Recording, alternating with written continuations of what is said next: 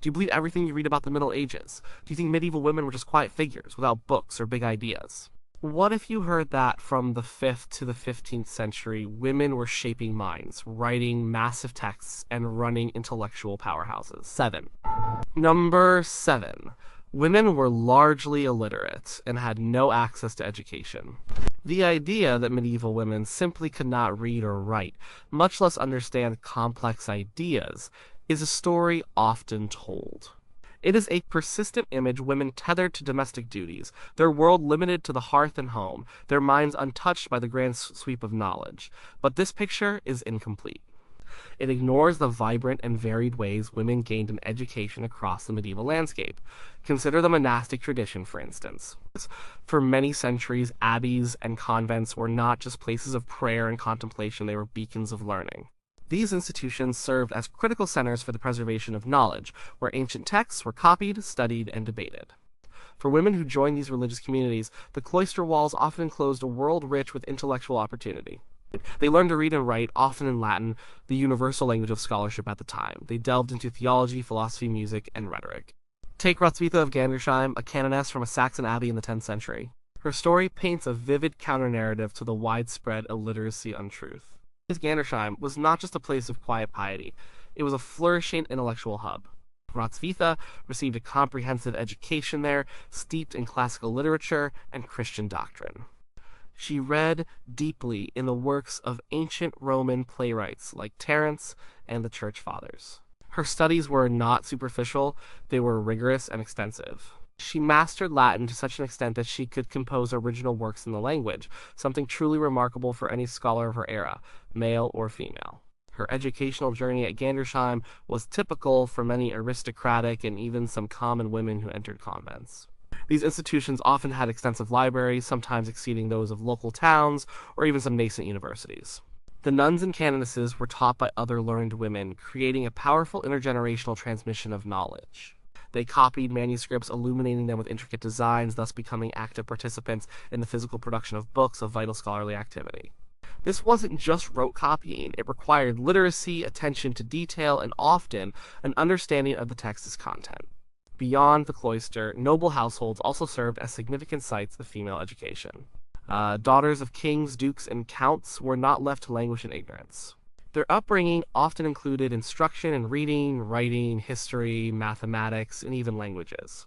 This was not merely for social graces, but often for practical reasons. These women would eventually manage vast estates, command households, and engage in political alliances, all of which required a keen intellect and a robust understanding of the world. Hildegard, a 9th century Frankish noblewoman, provides a striking example. We know of her literacy and intellectual pursuits through her Liber Manuales, a guide she wrote for her son William. This book is a rich tapestry of moral advice, theological instruction, and practical wisdom. It is written in elegant Latin, demonstrating Hildegard's profound grasp of the language and her deep engagement with Christian thought.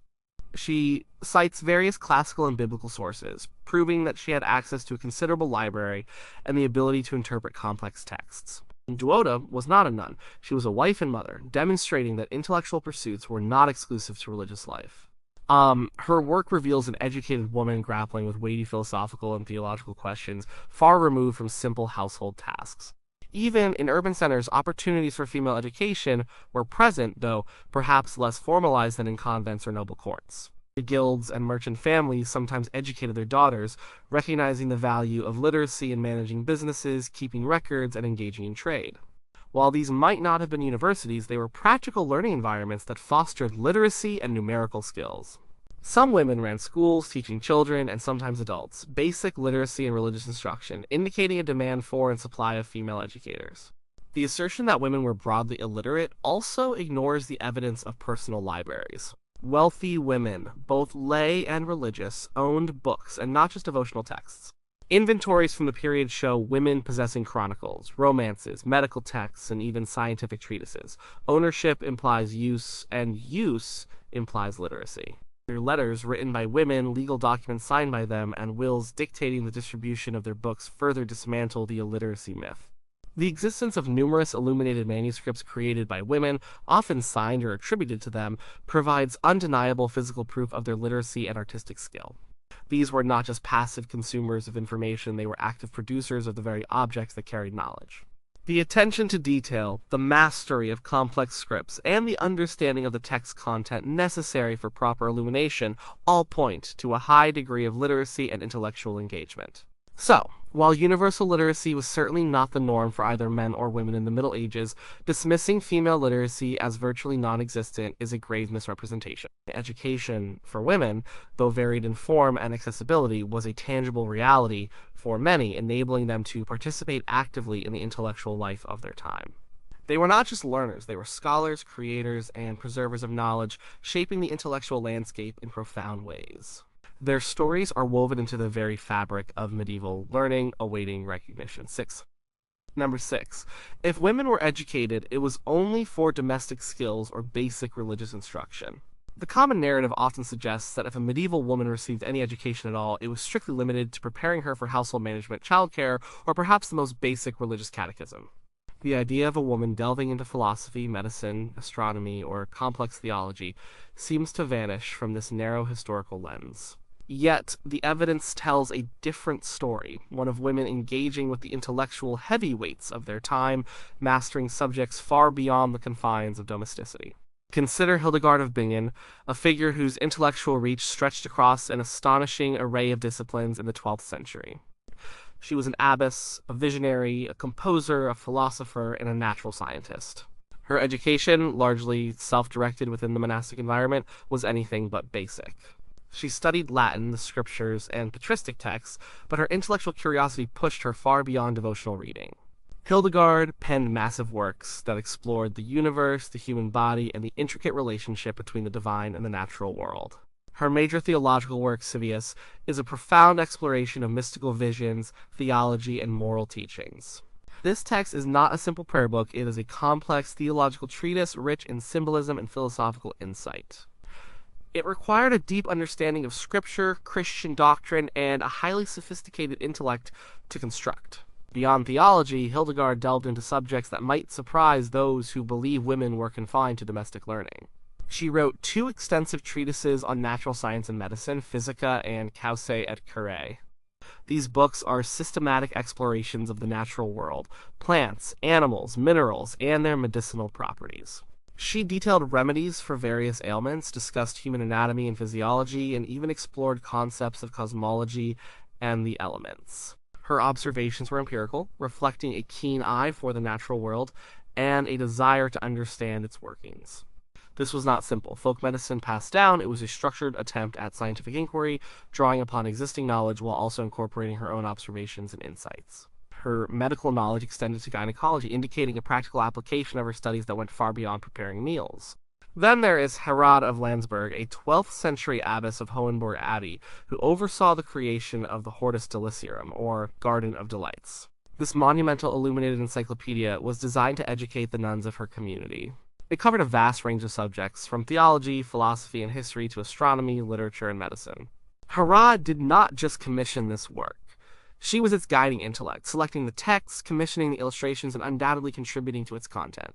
The scope of the Hortus Deliciarum alone demonstrates that the education provided and consumed by women in convents was expansive and sophisticated, encompassing almost every field of knowledge considered important at the time. It was a comprehensive educational tool, a testament to the intellectual appetite and scholarly depth available to women.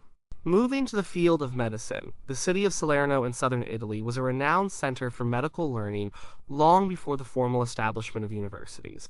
Here, women played a prominent role in the practice and study of medicine. Trotula of Salerno, a physician of the 11th or 12th century, is perhaps the most famous. She is associated with a collection of medical texts known as the Trotula Ensemble, which focuses largely on women's health, gynecology, and obstetrics. These texts discuss childbirth, menstrual cycles, skin diseases, and remedies for various ailments, offering practical advice and advanced medical knowledge. While the exact authorship of all texts in the Trotula Ensemble is debated among scholars, the existence of a female physician named Trotula who was influential and respected is widely accepted. Her work, whether solely her own or a compilation she contributed to, demonstrates a deep and specific medical expertise that was far from basic domestic healing. This was professional, specialized knowledge. These examples challenge the notion that women's education was trivial or limited to religious piety. Hildegard's scientific works, Herod's encyclopedic undertaking, and Tertulla's medical treatises reveal women engaging with, synthesizing, and contributing to the most advanced intellectual currents of their era. Their studies were rigorous, their output substantial, and their fields of inquiry diverse. They were not just learning to manage a household. They were wrestling with the mysteries of the cosmos, the complexities of the human body, and the profound questions of existence. Their intellectual curiosity was boundless, and the opportunities they seized allowed them to pursue knowledge at the highest levels, leaving behind legacies that continue to inspire.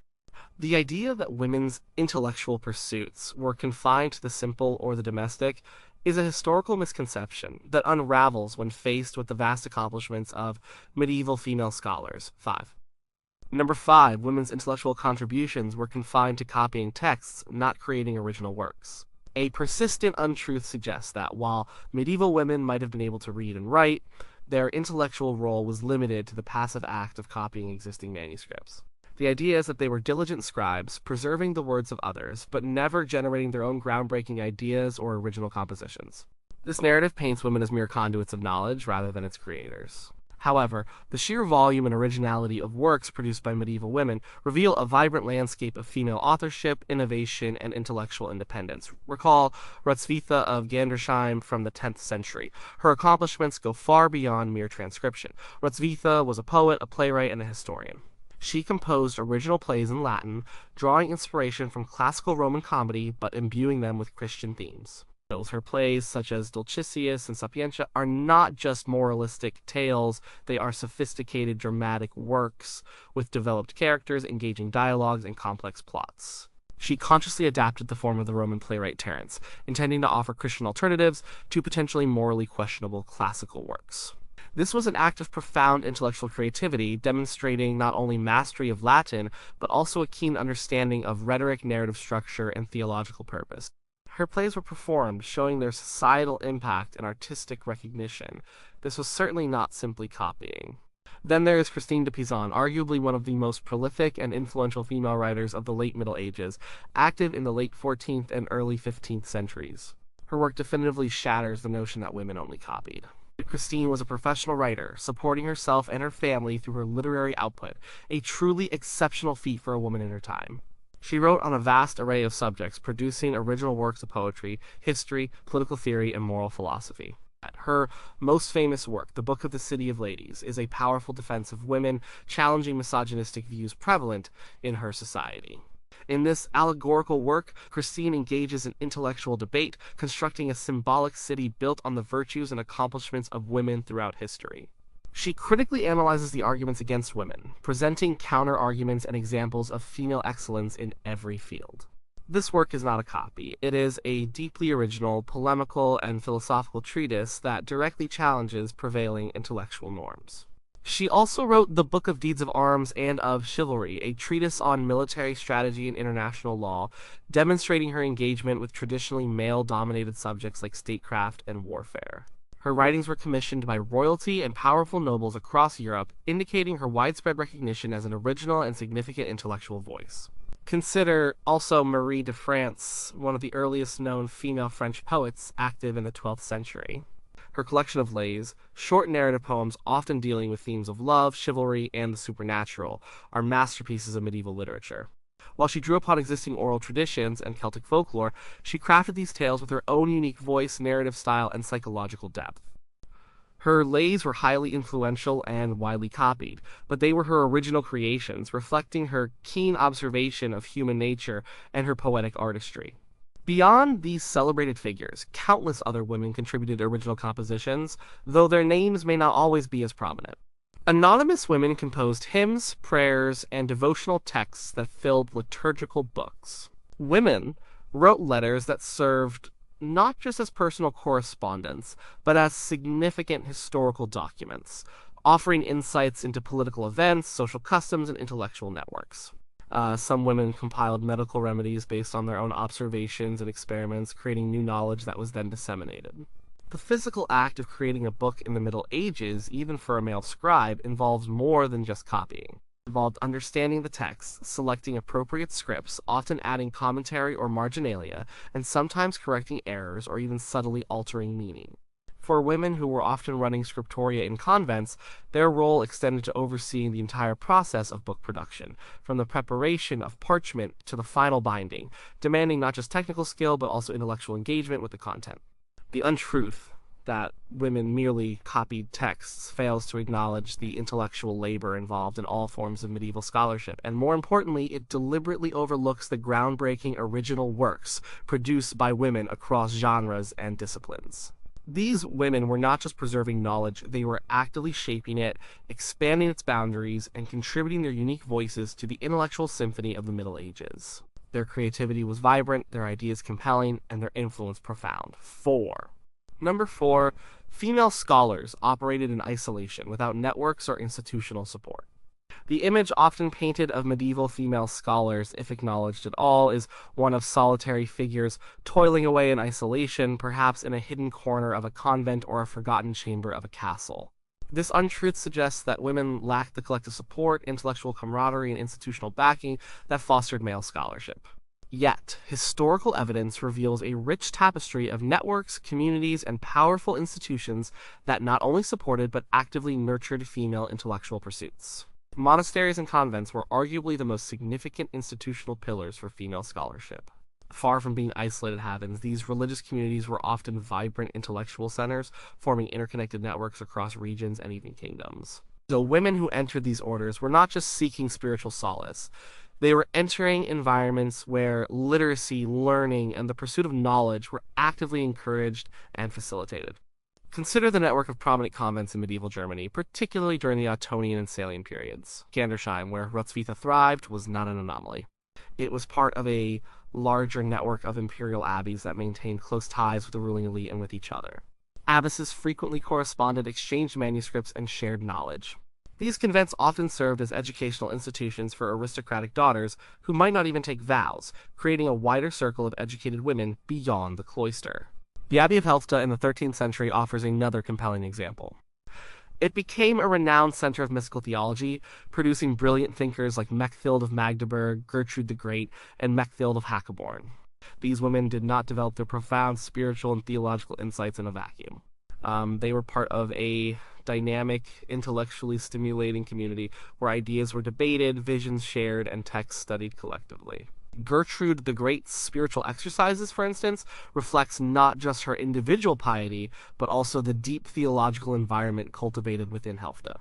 The abbess and the nuns supported each other in their intellectual endeavors, fostering a shared pursuit of knowledge and spiritual understanding. Libraries were built, scribes employed or were nuns themselves, and new works were circulated within and outside the community.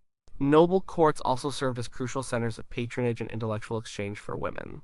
Powerful queens and noblewomen often maintained their own households, complete with chaplains, tutors, and scribes.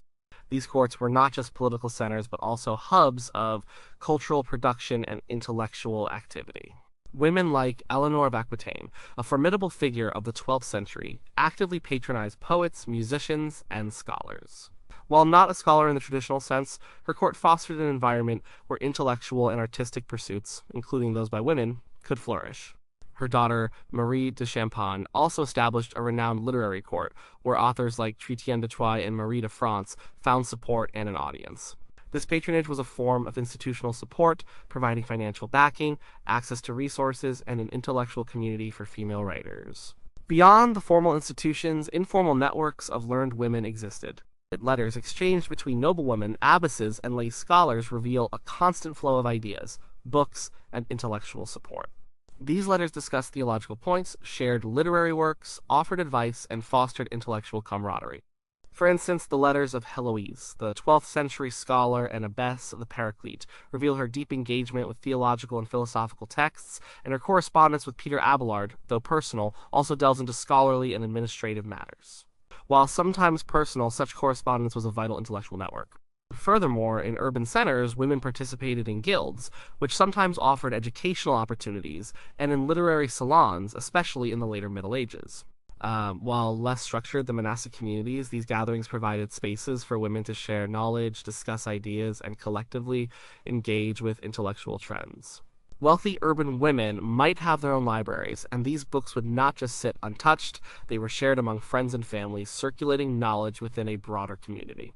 The untruth of female scholars operating in isolation crumbles when faced with the vibrant reality of medieval networks and institutions. From the structured academic environments of convents to the patronage networks of noble courts and the informal exchanges among learned women, medieval female scholars were deeply embedded in a supportive intellectual ecosystem. They learned from each other, collaborated on projects, and benefited from the collective resources of their communities. Their intellectual achievements were not solitary triumphs, but often the fruit of rich, interconnected intellectual environments. Number 3. Women were excluded from formal academic institutions like universities. The image of the medieval university, with its robed scholars debating in Latin, is overwhelmingly male. This has led to the widespread untruth that women were entirely excluded from formal academic institutions and therefore from advanced learning. While it is true that women were generally not admitted as students or faculty in the same way as men to the nascent universities that emerged from the 11th century onwards, this does not mean they had no access to advanced academic knowledge or that their intellectual contributions were unrecognized within a formal framework. The story is far more nuanced, revealing pathways for women to acquire and even impart higher learning, particularly in specialized fields. Before the formal university system solidified, significant centers of learning existed where women had a more prominent role. The medical school of Salerno in southern Italy, flourishing from the 9th to the 13th centuries, is a prime example. This was a renowned and highly respected medical institution, drawing students and scholars from across Europe. Crucially, women were not only allowed to study there, but also to teach and practice medicine. Hrotsvitha of Salerno, mentioned earlier for her medical treatises, is the most famous example, but she was not alone. Records indicate the presence of other female physicians and scholars in Salerno, challenging the notion of complete exclusion from formal medical education. They received rigorous training in diagnosis, pharmacology, surgery, and obstetrics far beyond what could be learned informally. Their expertise was highly sought after, and their works were copied and circulated. Even within the emerging university system, exceptions and circumventions occurred. The University of Bologna, one of Europe's earliest and most influential universities, particularly renowned for law, surprisingly stands as a testament to female participation, albeit limited. Historical records indicate that some women, often daughters of professors or jurists, were able to attend lectures, and a few even held teaching positions. One notable figure is Novella d'Andrea in the 14th century. Her father, Giovanni d'Andrea, was a famous professor of canon law at Bologna. Accounts suggest that Novella, herself highly learned, would occasionally substitute for her father in lectures. Some stories even claim she lectured from behind a curtain to avoid distracting the male students, though the veracity of this detail is debated. Regardless of the curtain, the fact that a woman was deemed competent enough to deliver university-level lectures in canon law is a powerful counter-narrative to the idea of complete exclusion. Her knowledge was considered profound enough to impart to a formal academic audience. Another example from Bologna is Battisia Gozzadini, who lived in the 13th century. She is documented as having studied law at the university and, like Novella, even lectured on legal subjects. She reportedly received her law degree and was subsequently appointed to a professorial chair. While these were rare occurrences, they demonstrate that the absolute barrier to formal academic institutions was not entirely impermeable. They show that, in specific times and places, exceptionally gifted women could penetrate these hallowed halls, even as lecturers, earning recognition for their scholarly prowess. Beyond these direct examples of university participation, women often received equivalent high-level education through other avenues. As discussed, convents functioned as de facto universities for women, offering rigorous curricula in theology, philosophy, and classical studies. Abbesses often presided over intellectual communities that rivaled the academic depth of some university faculties. For instance, the scholastic theology taught in some leading convents was as sophisticated as that taught in university divinity schools.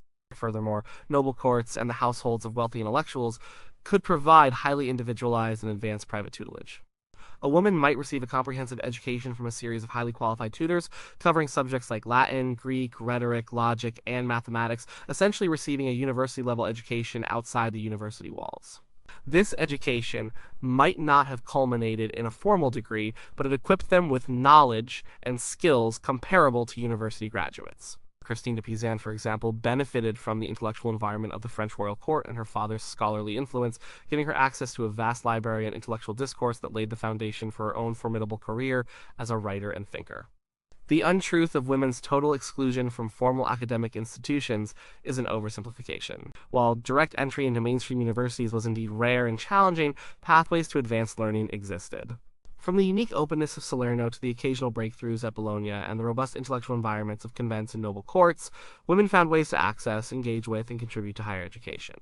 Their scholarly achievements, often achieved outside the conventional male-dominated university model, were no less profound or academically rigorous. 8-2. Number 2. Any intellectual work by women was purely religious and lacked practical or secular application. The prevailing untruth suggests that if medieval women engaged in any intellectual activity at all, it was strictly confined to religious matters, prayer, theology, and devotional writing. This perspective dismisses any notion of women contributing to practical fields like medicine, law, governance, or even secular literature and science. It paints a picture of women's minds being solely focused on the spiritual realm, detached from the tangible concerns of daily life and worldly knowledge. However, this is a profound misrepresentation of the diverse and impactful intellectual output of medieval female scholars. Let us revisit Hrotsvitha of Salerno, a physician whose work in the 11th or 12th century directly refutes this untruth. Her medical writings, particularly those related to women's health, were not merely theological reflections. They were practical, clinical texts. She discussed childbirth, contraception, gynecological conditions, and even cosmetic advice. Her texts provided detailed descriptions of symptoms, diagnoses, and treatments using herbs, surgical procedures, and dietary recommendations. This was applied science, a direct response to tangible human suffering and health needs. Her work was highly practical, directly applicable to patient care, and widely disseminated, demonstrating its perceived value and utility across Europe. This was far from purely religious. It was a deeply secular and practical application of knowledge aimed at improving human well-being. Christine de Pizan, active in the late 14th and early 15th centuries, provides another powerful counterexample, particularly in the realm of political and social thought. While she was undoubtedly a woman of faith, her most significant works ventured deep into secular concerns. Her Book of the City of Ladies is a philosophical and social critique, challenging misogyny and advocating for women's intellectual capabilities and societal contributions. This work is fundamentally about social justice, gender roles, and the construction of a better society, not solely religious doctrine. Even more striking is her Book of Deeds of Arms and of Chivalry. This treatise is a serious work on military strategy, the laws of war, and governance. Christine drew upon classical military theorists like Vegetius and contemporary legal scholars to compile a comprehensive guide for princes and commanders. She discussed logistics, tactics, siege warfare, and the ethical conduct of war. This was not a devotional text. It was a manual for practical leadership and statecraft, demonstrating a profound understanding of military science and political philosophy. The fact that a woman authored such a text, which was then commissioned and read by royalty, utterly dismantles the idea that female intellectual work was confined to religious matters. Consider also the administrative roles held by many medieval abbesses. These women were not just spiritual leaders, they were powerful administrators, governing vast estates, managing finances, overseeing legal disputes, and engaging in complex negotiations with secular rulers and ecclesiastical authorities. This required not only practical literacy, but also a sophisticated understanding of law, economics, and governance. They managed agricultural production, maintained infrastructure, and even commanded their own forces in some instances. Their administrative duties necessitated a deep engagement with secular, practical knowledge and the ability to apply it effectively. This intellectual work was far from purely religious, it was deeply pragmatic and essential for the functioning of large, complex organizations. Even in scientific fields, women made secular contributions. Hildegard of Bingen, while a theologian and visionary, also produced the Physica and Causae et Curae, which are works of natural history and medicine. These texts describe the properties of plants, animals, and minerals, discuss human anatomy and disease, and offer practical remedies. While sometimes imbued with spiritual allegory, the core content was empirical observation and practical medical application. This was an early form of scientific inquiry, rooted in the observation of the natural world and the search for effective treatments, firmly placing it in the realm of secular practical knowledge. Furthermore, many medieval women were involved in the creation of secular literature, romances, poetry, and historical chronicles. Marie de France's lays, as previously mentioned, are deeply rooted in human experience, exploring themes of love, betrayal, and chivalry. While sometimes containing moral lessons, their primary purpose was entertainment and the exploration of human relationships, firmly placing them in the category of secular literature. Noblewomen commissioned and collected secular texts, fostering a broader literary culture that extended far beyond devotional works. The untruth that women's intellectual work was purely religious and lacked practical or secular application is a severe underestimation of their capabilities and contributions. Medieval female scholars engaged with and contributed to a vast range of fields, including medicine, law, political theory, military strategy, natural science, and secular literature. Their work was often highly practical, directly addressing the needs and concerns of their society and demonstrating intellectual rigor and versatility that extended far beyond the cloister. They were active participants in shaping the secular as well as the spiritual dimensions of medieval thought and life. Number 1. The concept of a female scholar was an anomaly, rarely recognized or respected. The ultimate untruth in this discussion is the idea that if female scholars existed in the Middle Ages, they were isolated curiosities, rarely acknowledged, and certainly not respected within the male-dominated intellectual landscape. This perspective suggests that society at large either ignored their contributions or dismissed them as insignificant aberrations. However, a deeper look reveals that many female scholars were not only recognized, but also highly respected, sought for advice, and celebrated for their learning, often by the most powerful figures of their time. Hildegard of Bingen, the 12th century polymath, is a prime example of a female scholar whose intellectual prowess was widely recognized and deeply respected. She was not a recluse whose visions and writings were kept secret. On the contrary, her work reached a broad audience, and her advice was sought by popes, emperors, kings, and prominent abbots. Correspondence from her time shows that figures like Emperor Frederick Barbarossa, Pope Eugenius III, and Bernard of Clairvaux consulted her on spiritual and political matters. This level of engagement with the highest echelons of power speaks volumes about the respect accorded to her intellect and spiritual authority. Her theological and scientific works were copied and disseminated, and her music was performed, indicating a wide appreciation for her creative and intellectual output. She undertook preaching tours, a highly unusual activity for a woman of her time, delivering public sermons that further showcased her rhetorical skill and profound theological understanding. Her influence was immense, a clear refutation of her being an unacknowledged anomaly. Christine de Pizan, active in the late 14th and early 15th centuries, further demonstrates the recognition and respect accorded to female scholars. As a professional writer, her livelihood depended on her reputation and the demand for her work.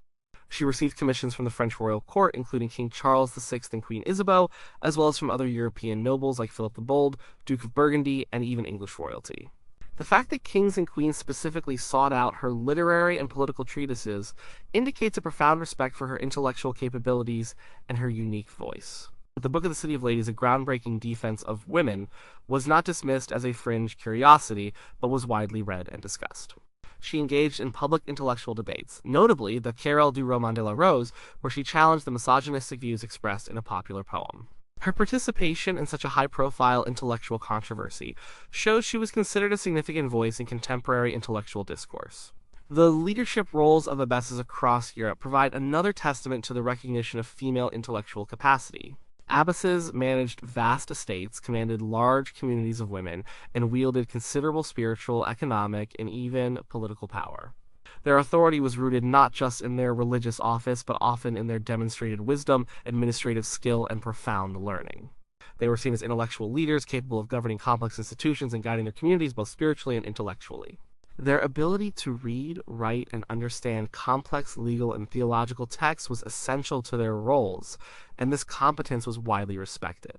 Abbesses like Heloise of the Paraclete or Herad of Landsberg were revered for their scholarship and leadership, not just within their convents, but often by external ecclesiastical and secular authorities. Even in the more specialized field of medicine, female physicians like Hrotsvitha of Salerno were recognized for their expertise.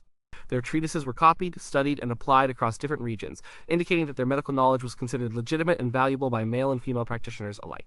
The very existence of such widely circulated medical texts attributed to women signifies a respect for their knowledge and a demand for their intellectual contributions to the field.